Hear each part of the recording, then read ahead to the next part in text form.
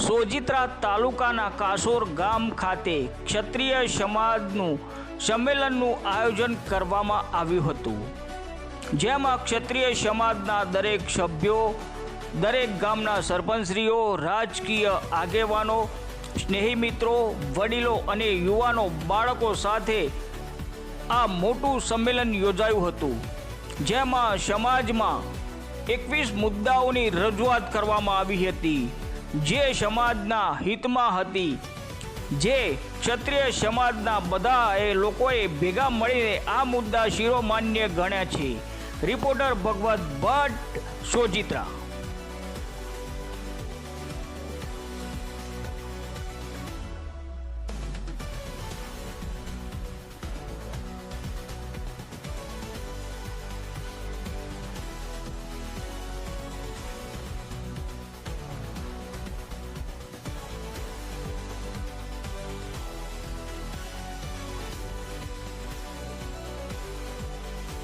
ગામ ભડકત, માજી સરપંચ અને હાલ કેળવણી મંડળ પ્રમુખ ભડકત।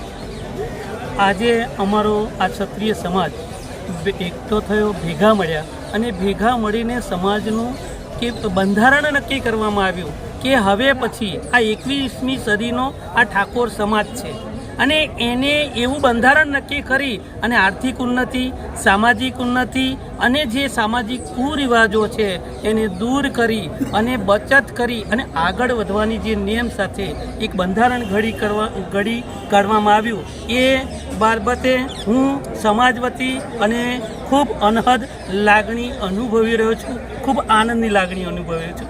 અસ્તુ। ઉદયસિંહ પરમાર, ડાલી, માજી સરપંચ। અહીંયા ક્ષત્રિય સમાજમાં જે ખોટા રિવાજો, અંધશ્રદ્ધાઓ, વ્યસન મુક્તિ અને સમાજ જાગૃતિ માટેનો જે પ્રોગ્રામ હતો, એની અંદર સમાજમાં આ જે બધું દૂર થાય અને સારી વસ્તુ અપનાવે, ખોટા ખર્ચા બચે અને સારું શિક્ષણ મેળવે, એના માટે સમાજ ભેગો થયો છે અને સમાજે બધા એક અવાજે આ બધું સ્વીકાર્યું છે।